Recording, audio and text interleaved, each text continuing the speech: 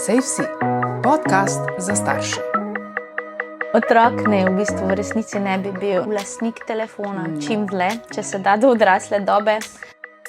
Izkušnje za zasloni pri teh malih otrocih kvečemu otroku kradejo ves ostali čas, ki bi ga moral prebiti drugje, v osnovni igri, v raziskovanju.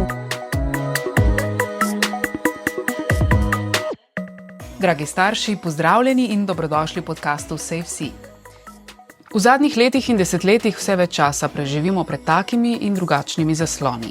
Pametni telefoni, tablice, računalniki, ure, igralne konzole in televizije omogočajo dostop do interneta praktično kadarkoli in povsod.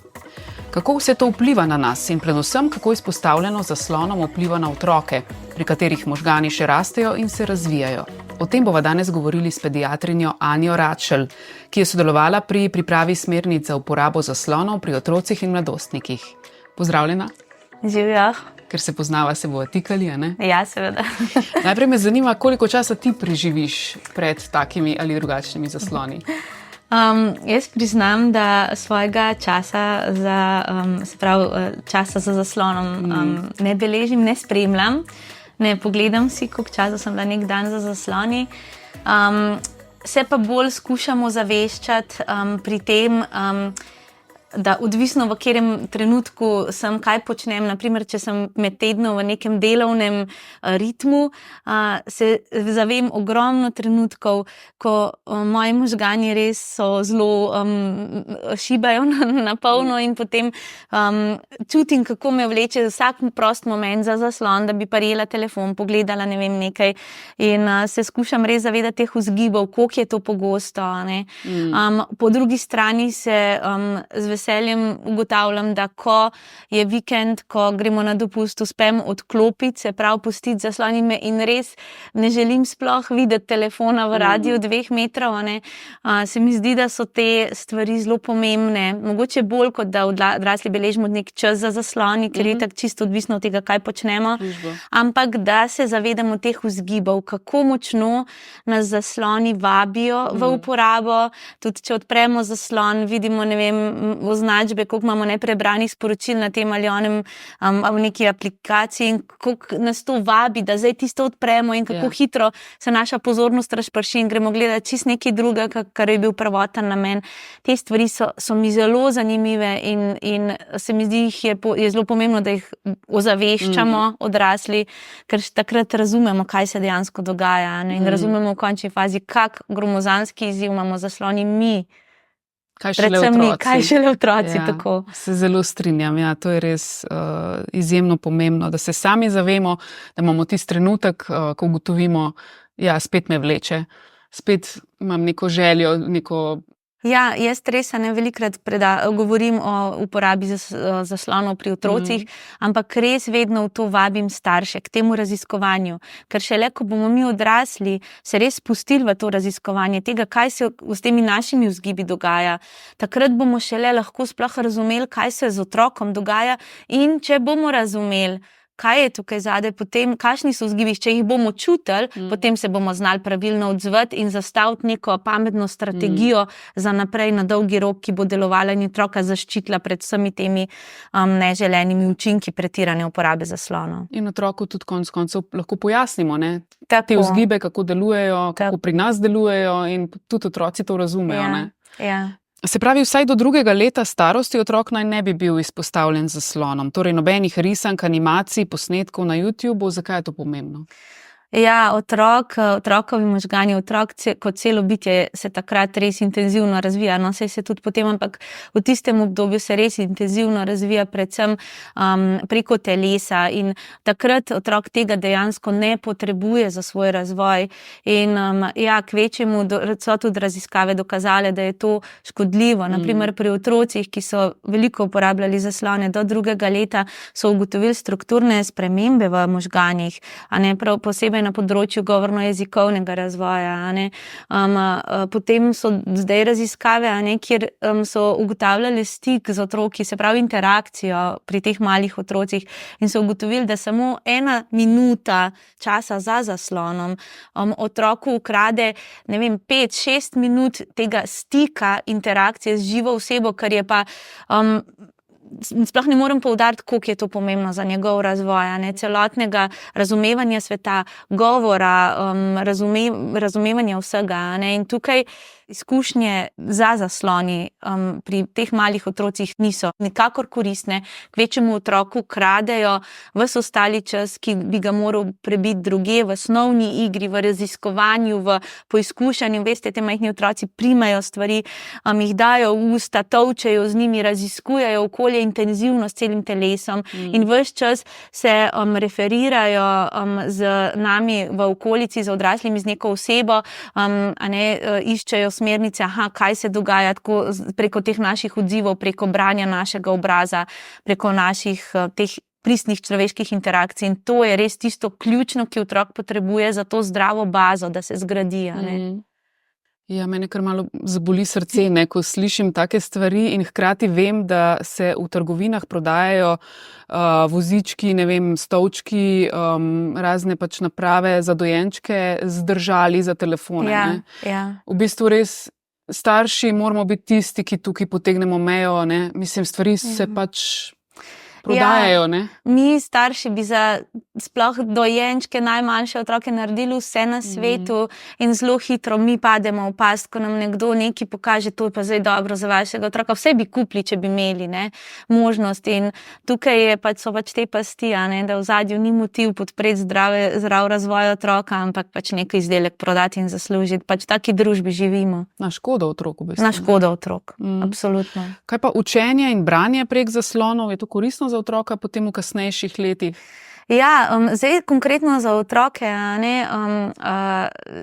nisem jaz konkretno zdaj ta hip seznanja z nobeno raziskavo, vem pa, da so raziskave pri odraslih dokazale, da naši možgani tako delujejo, da je razumevanje besedila iz zaslona, sploh če gre za neumetnostno besedilo, bistveno slabše kot pa iz papirja, ne? Ker dokazuje, da smo mi vse snovna bitja in potrebujemo čisto drugače se orientiramo v knjigi, ki je fizična, kjer drugače naši možgani to dojemajo in zagotovo tudi možgani otroka. Ne?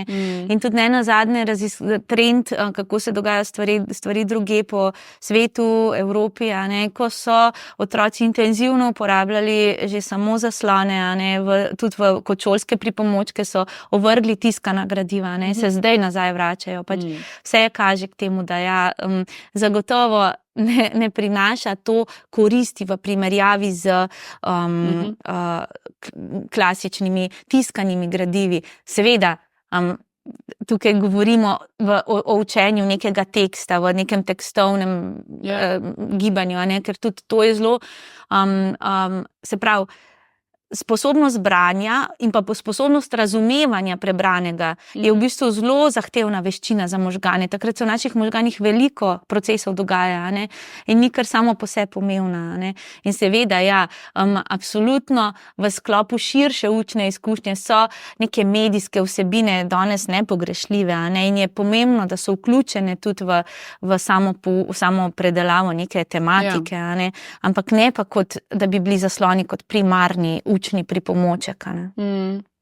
Jaz bi se kar strinjala, mislim, bi lahko potrdila tudi svojo izkušnjo, da v bistvu branje z zaslonom je prav naporno in oči me začnejo kmalu boleti in ne morem si zapomniti, kaj sem prebrala v tolikšni meri, kot če berem iz knjige. Tudi bralniki so seveda prilagojeni očem, pa je potem mogoče to malo lažje, ampak še vedno ni enako. Tukaj je en kup enih malenkosti, naprimer že format, tudi velikrat potem, otroci nimajo svojih računalnikov ali pa table velikih zaslonov in potem uporabljajo telefone za to, in to je pa toliko mali ekran in zaslon, znotraj tega se orientirati je zelo težko in je v bistvu s časoma, saj jaz tudi osebno včasih čutim, da dobim občutek, če želim neko širšo vsebino prek telefona pogledati, naprimer, da nimam druge možnosti, čisto mogoče za službene namene, se počutim kar malo klaustrofobično znotraj tistega malega prostora. Pač zgodijo se v naših možganih res zanimive stvari ob tem, če nekaj časa to uporabljamo.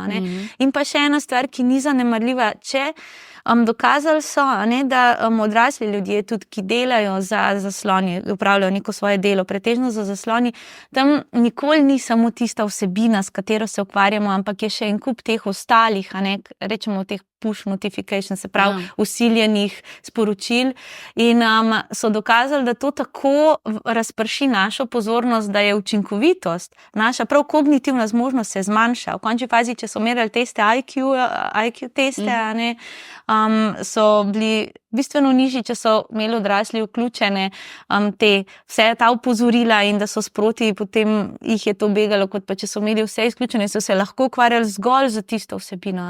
In jasno, pri otrocih, če bodo neko snov predelovali prek zaslona, kdo bo zdaj tukaj tisti, ki bo ugotavljal, ali kaj imajo oni vse zraven vključeno in kaj ne. No, se tudi včasih se zgodi, da si starši recimo želijo olajšati kakšen opravek, pa otroka mogoče zamotiti s telefonom ali pa z neko napravo, ne? Je pa to zelo slaba popotnica za njegov razvoj, ne? Ja, res je, ja. Starši danes nekako, to je en tak fenomen uporabe zaslonov v družbi, ki se mi zdi, se je zgodil kar na celi družbeni ravni. In se pravi, pri uporabi zaslonov se vse dogaja zelo hitro. To je tako sistem hitrega nagrajevanja in vsi, naši možgani, odraslih in otrok se vsi spreminjajo v tej smeri, mi želimo vse na hitro upraviti. In ne mi, ne odrasli, ne otroci, enostavno ne poznamo več dolg časa oziroma ga ne toleriramo.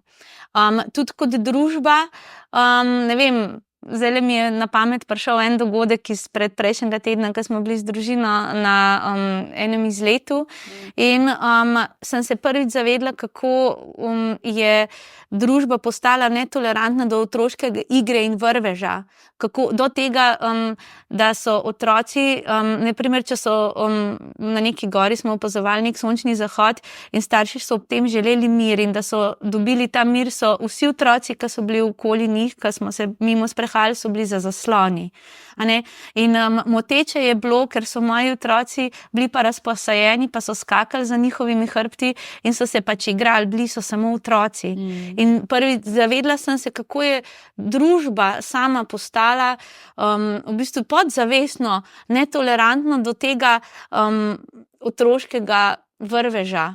In ali pa do v končni fazi, ker otroški dolg čas je to ena od najbolj kreativnih oblik prebijanja časa otroka in takrat se bo otrok spomnil in spomnil se bomo mi odrasli rekli tudi kakšne neumnosti, ampak iz teh neumnosti to so kreativne stvari, to so toliko pomembni procesi za otroka, da se ne da povedati, ker za to nimajo žal ne v šolskem prostoru veliko prostora, zaradi tega, ker je šolski načrt tako natrpan in morajo res ogromno stvari predelati tam. Vemo, da tudi ta obšolske dejavnosti, zdaj pa če podaljšano bivanje gre v strukturirane dejavnosti, kjer je spet zelo malo prostora za to kreativo. In kdo, če ne starši doma, bi pač mogli znati otroku tisto v unem času, ko nimajo seveda spet strukturiranih dejavnosti popoldan, dati tisti prostor, da samo so, da se spoznajo, začutijo svoj dolg čas in da se sploh v njih prebudi vprašanje, kaj bi jaz zdaj lahko počel in da dobijo toliko motivacije, da smo toliko vztrajni v tem, da jim toliko prostora pustimo, da dejansko začnejo nekaj početi, karkoli. In mogoče veliko stvari bo takšnih, ki nas bo presenetilo, ki bi jih mi drugače naredili, ampak mogoče nam bo šla kakšna tudi na živce, ampak marsikaj bo pa takega, da bomo na koncu rekli wow. In to so vse stvari, ki pa odraslih pri nas, pa kjerkoli se zaposlimo, želijo, da smo kreativni, da nove stvari ponujamo, da se spomnimo novih idej, ampak kako se bodo ti naši otroci, kako ne bodo kreativni, če nikoli ne izkusijo sploh trenutkov tega dolgčasa, tega kreativnega časa, ko lahko ustvarjajo po svoje. Jaz imam en stavek, ki ga moja otroka že na pamet znata, in vedno, kadar povesta, da ima dolgčas, ga potem skupaj odrecitiramo. Dolgčas je ena čudovita priložnost, da si najdeš kaj zanimivega za početi. Tak čist preprost stavek. Kaj pa zasloni kot nagrada? Naprimer, če otroku rečemo, da bo lahko gledal neko oddajo ali pa nekaj po televiziji, potem, ko bo pospravil in naredil domačo nalogo, kaj mu s tem sporočamo? Ja, da je na zaslone ena blazno fina stvar in mu damo res veliko pomembnost, a ne neko superiornost. In zelo podobno je, enako je, to tudi smernice priporočajo, a ne, da se ne uporablja zaslon, se pravi, ne kot nagrada, ne kot darilo in tudi ne kot kazen. A ne. Zasloni so naprave, ki seveda nudijo ogromno prednosti, ogromno dobrih stvari nam prinašajo, tudi naša družba deluje tako, kot deluje, je tudi na nek način bolj varna v enih pogledih, boljša lahko, a ne, v mnogih pogledih zaradi uporabe zaslonov. Ampak obenem ti zasloni predstavljajo veliko past, velik izziv. In tukaj dajati na ta način preveliko pomembnost, da je to zdaj nekaj boljšega, nekaj, kar bo pa potem lahko ni dober ta notranji vzgib psihološki in potem seveda vleče še večji in še več uporabe. A ne. Ja, tako da bistveno bolje je otroka že od malega. Meni se zdi idealno, a ne, da če mi starši dobimo dojenčka in ga vzgajamo njegov odnos do uporabe zaslonov preko svoje uporabe, a ne, že ves čas. Malo večji izziv je, če se lotimo pač reševati teh izzivov pri najstniku, ki pač je že nekje zakopan v ta svet zaslonov, a ne. Ampak ja, kot rečeno, pač ta gradnja odnosa do uporabe zaslonov je res, se mi zdi, takšna, da kot vožnje z avtom, a ne. Avtomobili so krasna stvar, nam omogočajo veliko priložnosti, so pa smrtno nevarna stvar. In otrok se ne nauči vožnje avtomobila v avtošoli, potem, ko enkrat gre pri 18 letih ali pa pač takrat, ko gre, ampak že od malega, že kot dojenček nas opazuje, že ko ga mi vedno priklenemo vestno, nas opazuje, kako mi vozimo, a ne. Vse te stvari se ponotranjijo in tako je s temi zasloni, a ne. In nikakor ni dobro, da se v ta odnos otroka do zaslona zapeče to videnje, da je to nekaj posebnega, da je to nagrada, da je ali pač seveda tudi, če je neki kazen, je lahko tudi obratna nagrada, a ne, enako deluje. In je bistveno bolje, a ne, da otroku že od malega, da imamo mi nek dogovorjen čas, naprimer potem po 2., 3. letu, ja, so tudi vsebine super, a ne, ki so neke kratke vsebine, ki so primerne in lahko obogatijo otroka. Vsak dan in seveda otroci jih radi pogledajo, naprimer tudi preko televizije. Ampak, in se mi zdi super, mogoče bolje, da že takrat začnemo otroka navajati na to in da se dogovorimo. V dnevu ima on 10 minut časa, določimo čas v dnevu, ko pač on pogleda nekaj na televiziji, kar mi izberemo, kar je v redu za njega. A ne? In potem ga tudi učimo, da on v bistvu zna sam to izklopiti. Velikrat ponavadi tako rečejo, lahko še. Rečemo, ne, danes ne. Mogoče bo kak dan prišel, ko bo lahko še pogledal eno vsebino.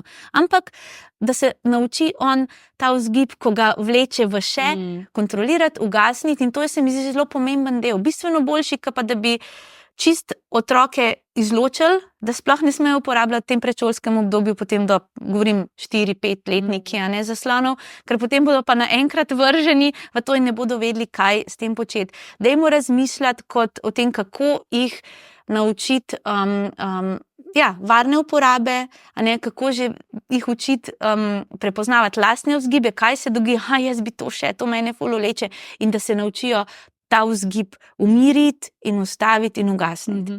Tudi počutje po, ne, recimo izpostavljenosti zaslonom. Jaz velikokrat opazim, da je pač nekako vznemirjenost, pa neka res je. Vpliva. Ja, res je. Se pravi, koliko časa je smiselno, da otroci preživijo pred zasloni v prostem času? Kje so tiste meje, ki so še sprejemljive glede na starost? V smernicah ste to razdelili? V smernicah smo zelo razdelili. To je drugače težko postaviti. Meje so zelo, skušali smo v smernicah se dotakniti tiste meje, čez katero res ne bi šli. A ne?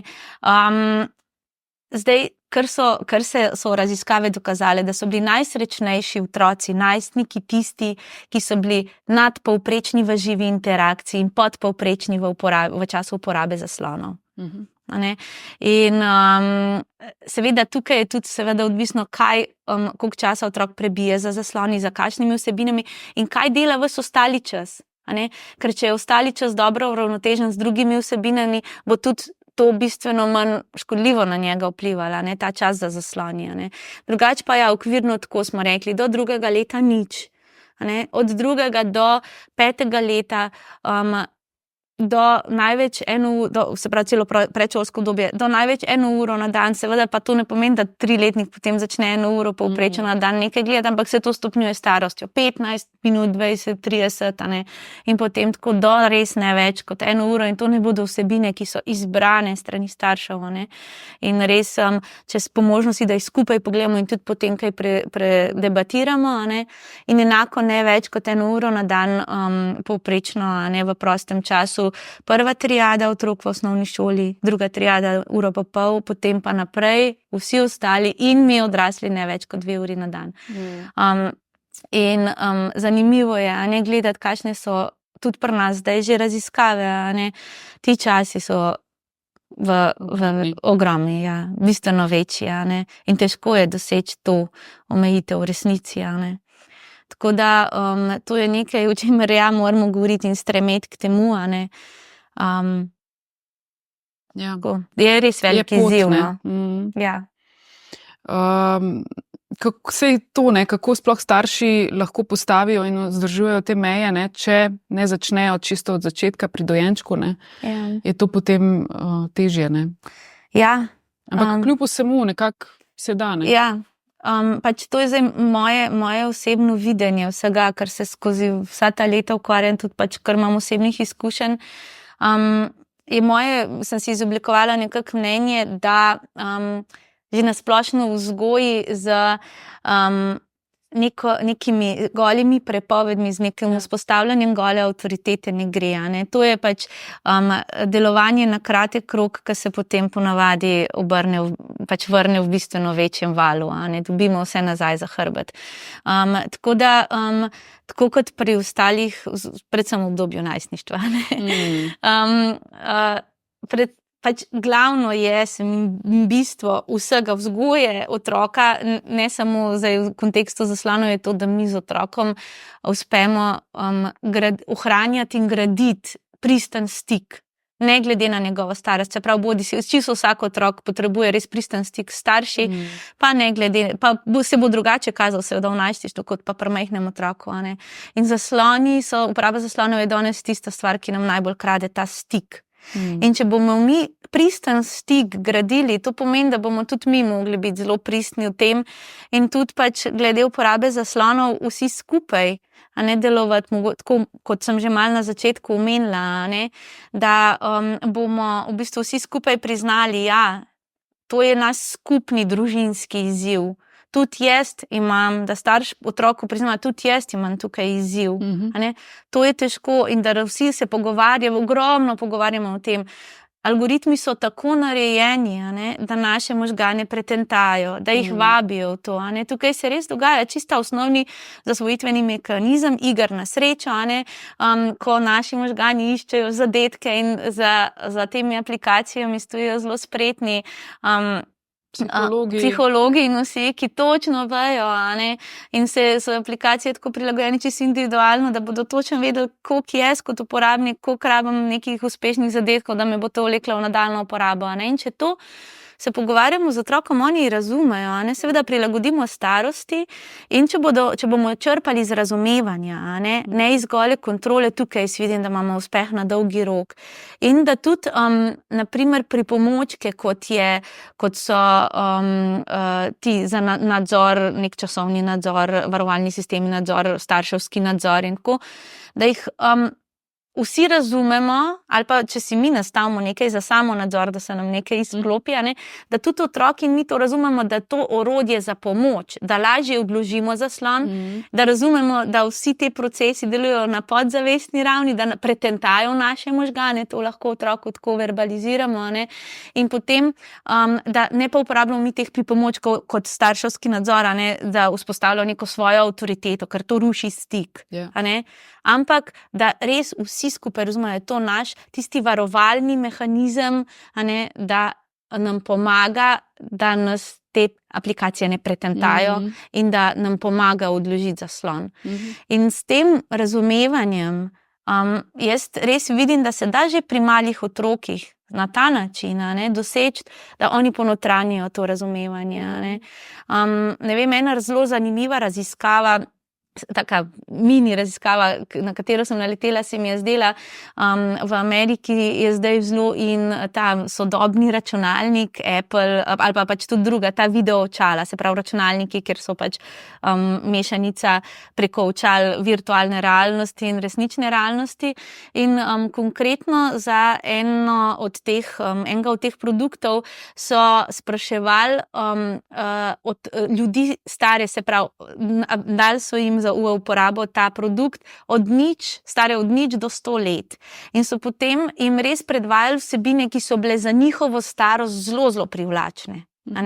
In potem so jim postavili vprašanje, se pravi samo gumb so mogli pritisniti, zelen gumb, če ta produkt dobro vpliva na našo družbo, rdeč gumb, če bo ta produkt slabo vplival na našo družbo. In za mene se je zgodil nekaj zelo zanimivega. Seveda otroci po 5. letu so padli not, in so bili čisto navdušeni in so res vsi pritiskali ta zeleni gumb. Potem se je pa zgodilo zanimivo, tam okrog najstniki, starejši najstniki in pa 20 do 30 leta so postali kritični.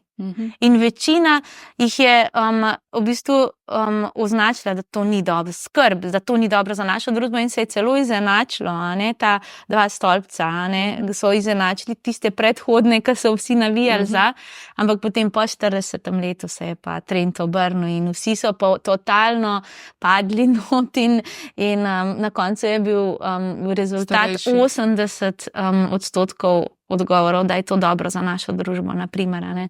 To je mene zelo presenetilo, na nek način pa opogumilo, da mladi so že po naravi generacija ljudi, ki so kritični, ki morajo biti kritični zaradi svojega razvoja, in če jim to pustimo in če jim damo opremo s pravimi informacijami, da jim damo za razmišljati, potem mi je to navdalo z nekim upanjem, da bodo znali zavzeti v redu odnos do tega.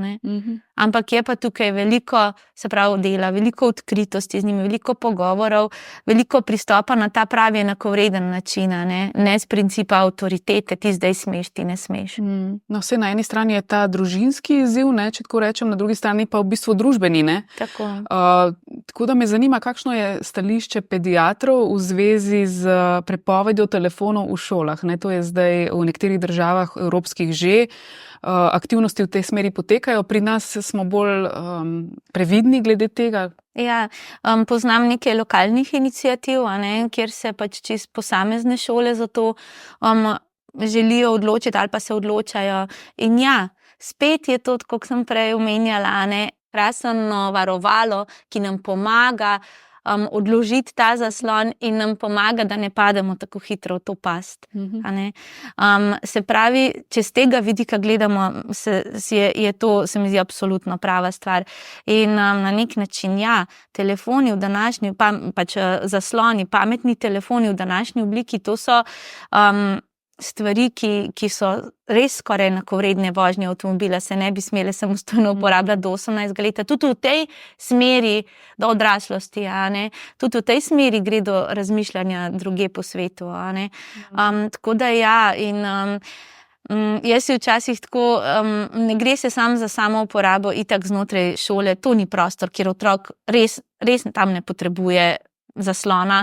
In če bo zaslon potreben zaradi procesa učnega, so tudi tam zasloni temu namenjeni. Se pravi, svojega osebnega zaslona ne potrebuje.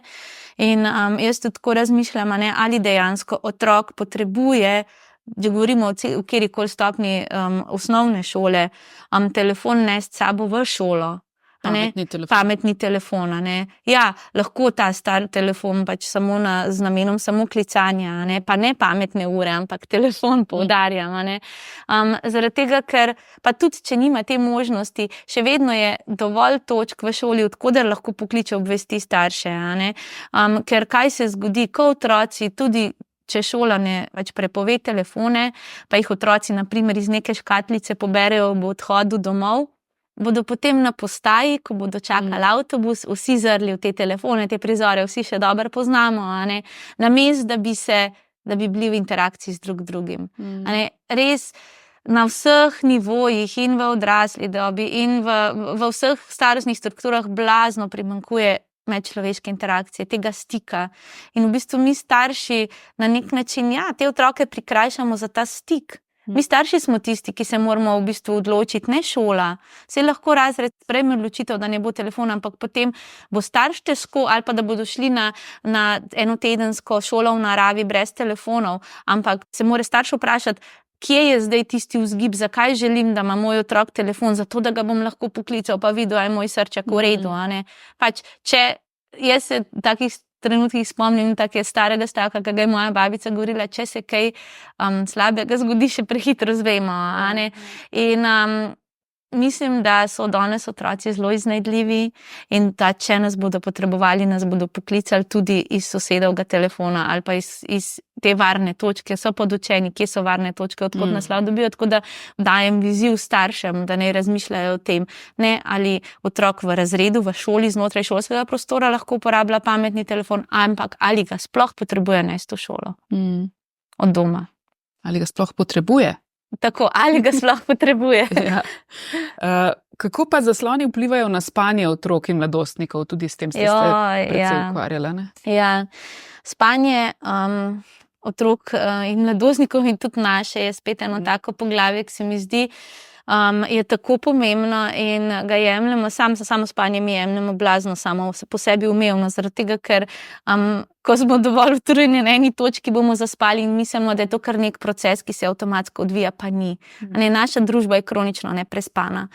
In učinki pomanjkanja spanja, ne, tudi seveda in pri odraslih, še posebej pa pri otrocih in mladostnikih, od katerih se pričakuje, da naslednji dan vstopijo v neko okolje, kjer se odvijajo blazno intenzivni učni procesi. Pa že zgodaj zjutraj ponavadi, ne?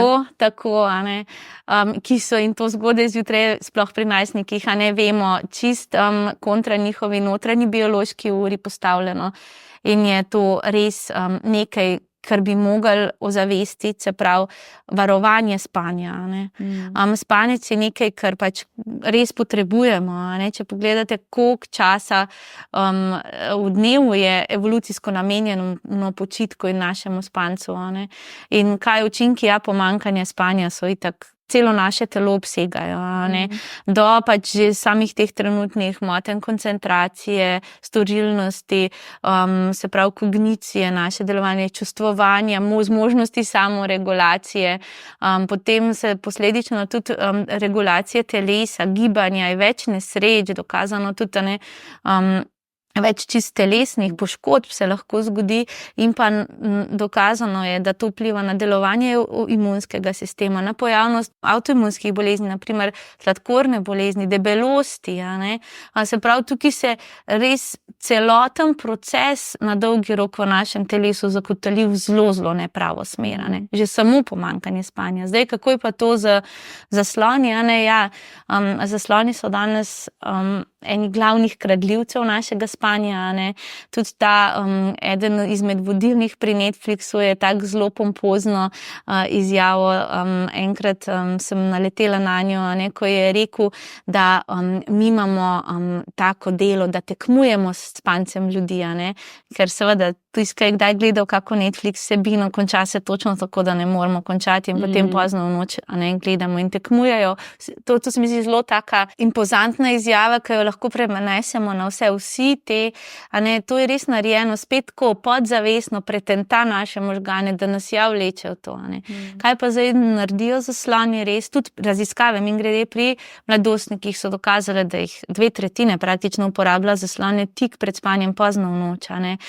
Ni samo zdaj ta modra svetloba, mi lahko vključimo ta filter za svetlobe, pa ta učinek nekoliko zmanjšamo, se pravi, modra svetloba sama po sebi poruši ta nivo sproščanja spalnega hormona, melatonina, in zaradi tega se naš cikel spanja čist lahko poruši, spremeni.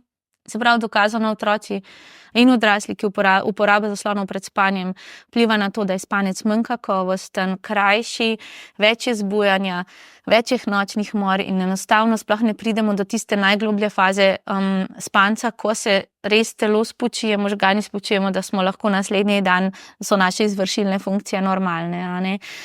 In se pravi, ne gre zdaj samo za to modro svetlo, ampak tako, kot si prej omenila, a ne? Po neki vsebini so naši možgani, kada bi odtekali eno dirko. Živčni sistem je Živčni sistem je cel vzdražen. To je sistem bombardiranja dražljajev naših možganov in bombardiranja z dražljaji. In to je res eno tako excitabilno stanje in že zaradi tega je nemogoče v bistvu zaspati. Tako da smernice priporočajo, da bi se, to so vse svetovne smernice, da bi se vsaj 2 uri pred spanjem, se pravi, ne uporabljalo nobenih zaslonov. Ampak če si to predstavljaš, to je nemogoče, praktično v današnjem času. Se pravi, to pomeni ne televizije, ne nobenih zaslonov, tik pred spanjem, pač 2 uri pred spanjem. To nekako vsaj tako stremijo vsi, da se reče, ok, vsaj pol ure pred spanjem. Ne. Če pa to preslikamo v življenje najstnika, oni čisto drugače razmišljajo, Ko sem nedavno imela eno predanje eni skupini 17-18 letnikov, in so rekli, ko sem rekla, res pol ure telefon, pač vsaj pol ure, ne se ne uporablja, puste ga zunaj, ne ga nesti v sobo, kjer spite, in da res vas ne bo vadilo v to, da bi to uporabljali, pa da ga vdate na letalski način. In v bistvu res čist pristan, zgrožen odgovor mnogih je, kako se bom pa zjutraj zbudil, ker imajo budilko na tem telefonu, Ja, uporabljate klasično budilko, ampak tako hočem reči, oni res živijo drugače in razmišljajo drugače in je to en del njihovega, razširjen del njihovega sistema. Ja. No, saj zdaj v tem predprazničnem času je smiselno omeniti še ta vpliv digitalnega trženja, ki so mu otroci, mladostniki prav tako izpostavljeni. Kakšen je pa ta vpliv digitalnih oglasov na otroke in mladostnike in kako v bistvu to, kakšne posledice pušča na njihovem zdravju? Ja, tega je spet zelo veliko. Mi vemo že, da v bistvu ta kanal YouTube Kids je bil v osnovi, je bil eden izmed primarnih namenov, da je to kanal, ki ga otroci, tam 3-4 letniki sami uporabljajo, sami po njem potujejo in da je noter ogromno skritih oglasov in tega prikritega trženja. In seveda to blazno vpliva potem na samo teženje otrok po nekih aktivnostih, po izbiri igre in po izbiri tega, kaj bodo počeli v prostem času.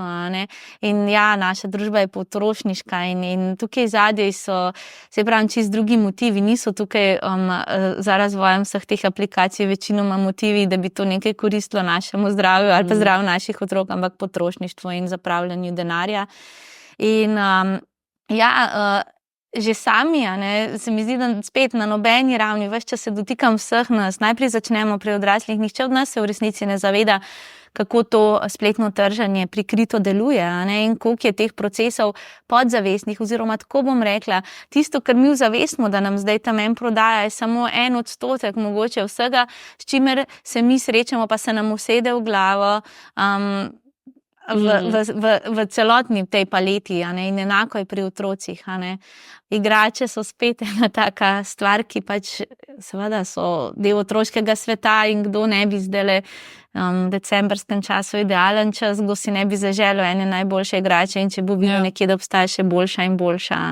Seveda si bo potem to zaželel, tako da to je spet vzgajanje, odmik od sebe, odmik od narave, odmik od tega, kar ljudje primarno potrebujemo, kar nas primarno osrečuje in je škodljivo za celotno družbo, za razvoj otrok in celotno družbo. No, saj za konec lahko še kakšen bolj optimističen, mogoče nasvet ali pa idejo dava, kaj torej namesto zaslonov, kako si lahko starši mogoče, kako lahko prispevajo k nekemu bolj zdravemu razvoju otroka. Ja, bodimo pogumni, pa res si dajmo izziv pa priložnost, da tudi če smo res veliki uporabniki zaslonov, da poskusimo, kako je, če pač ta zaslon odložimo. Morda so zato v bistvu res najboljši kakšni te dnevi, ko so prazniki, vikendi ali pa ko gremo na kak dopust skupaj kot družina, da pustimo telefon nekje in da smo samo skupaj. In da si podarimo to izkušnjo pristnega stika, druženja, ki je res pa zapisana globoko v nas. Mi ljudje smo evolucijski, te naši evolucijski zapisi so v nas zelo močni. In ena od temeljnih naših potreb je potreba po pristnem človeškem stiku in po skupnosti. In po čutenju, da smo del neke skupnosti, ki bo za nas poskrbela. Ne spletne skupine, ki nas z enim klikom vključi in z enim klikom izvrže. To je ta past, kamor danes zahajamo s potrebo po skupnosti. Ampak dajmo si podariti v živo te trenutke in dajmo res pustiti te zaslone na strani. Dajmo si izzive. Dajmo si za novo leto podariti namesto igrač izziv. Danes je pa dan brez telefona, kupončke, ne vem, take stvari. Pa dajmo se sami podati v ta izziv, se zavedati, da je to predvsem naš izziv odraslih. In če bomo mi odrasli s tem izzivom zmogli, bodo tudi otroci. In še vedno jaz sem večni optimist in verjamem in tudi strokovno je to podkrepljeno, da ta pristni stik, se pravi tudi pri najstniku, ki je veliko časa prebije za zaslonov, če bomo mi mu podarili to izkušnjo, če bomo imeli izkušnjo, kako se je pa pristno v živo družiti, igrati kakšne res dobre družabne igre, da se bomo tudi mi približali njegovemu svetu, ali pa pač skupaj z vrstniki, da bomo otrokom podarili ta čas, ko so lahko oni samo so skupaj, brez zaslonov, tukaj bomo res veliko naredili. In potem verjamem, da če bodo otroci imeli, oziroma najlažje še enkrat, če rastejo s temi izkušnjami, če začnemo pri najmanjših otrocih, če bomo imeli v svojem sistemu vgrajene te izkušnje, kako fajn občutek je, ne vem, se kot malček valjati po neki luži ali pa po nekem listju, kako je skupaj s prijatelji zgraditi iz, ne vem, vej nek bivak, kako je super vse te na igrišču v živo odigrati neko košarko. To so te stvari, ki se vgradi izkušnje in verjamem, da jih bodo otroci z našo spodbudo, seveda in z našim dobrim zgledom tudi povzeli. Zdaj pa res še čisto zadnje vprašanje. Katere 3 stvari se tebi zdijo najpomembnejše, ki jih morajo starši vedeti, preden otroku kupijo napravo, telefon recimo? Otrok v bistvu v resnici ne bi bil lastnik telefona, čim dlje, če se da do odrasle dobe. Se pravi, naj se telefoni ne podarjajo za darila, naj si jih otrok ne kupi iz žepnine, naj ne dobijo tega za nagrado. Naj se uporablja nek družinski telefon, ki je star telefon od mame, očeta in je to telefon za uporabo otrok, ko ga potrebujejo, ko recimo kam grejo. Ni njihov, ampak ga v bistvu tako je družinski delijo. telefon, ki je v uporabu. Recimo. Potem, da se res najprej zazremo starši vase in da sami postavimo res dober zgled uporabe zaslonov, da sestavimo družinski načrt uporabe, katerega se čisto vsi držimo, ki vključuje in nas, in otroke, in vključuje vse to, kar pač smo že malo se dotaknili, da se zvečer zasloni odložijo, ne nosijo v prostore, kjer spimo, ne mi, ne otroci, da so znotraj dneva časi, kamor telefoni nimajo vstopa, na primer družinsko kosilo, da z telefonom ne prekinjamo živega stika. In da šele potem, ko imamo mi vsa ta pravila dogovorjena in se vsi z njimi strinjamo, odrasli in otroci, in se jih tudi potem na tem pošteno držimo, šele takrat otrok lahko vstopi postopno v samostojno uporabo zaslonov. To se nekje po 4. razredu osnovne šole nekako zgodi, ampak še vedno, da vse, v bistvu starši poznamo vse te, se pravi, gesla, da otrok namešča aplikacije z našo vednostjo in da imamo tudi nek pogled v vsebino, ki jo otrok uporablja. In ja, kot rečeno, tukaj je pač otrok, ki se bo ob nas čutil dobro in spoštovano in videno, ne bo bežal od nas. Če bomo pa mi nastopali avtoritativno in ne bomo se potrudili razumeti njegovega stika in kaj se njemu dogaja, se nam bo pa to porušilo. To se mi zdi pa najbolj pomembno. No. Hvala za tvoj čas. Ja, hvala za povabilo, z veseljem.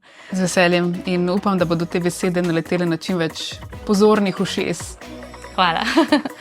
Smernice so pa na voljo na spletu, a ne? Tako, na spletni strani sekcije. V bistvu se kamor ali sekcija, ali zdravniške zbornice, ali NIJZ, povsod v bistvu se samo napiše smernice za uporabo zaslonov pri otrocih in mladostnicih. Niti vsega treba napisati, pa se pojavijo. Super, hvala. Prosim.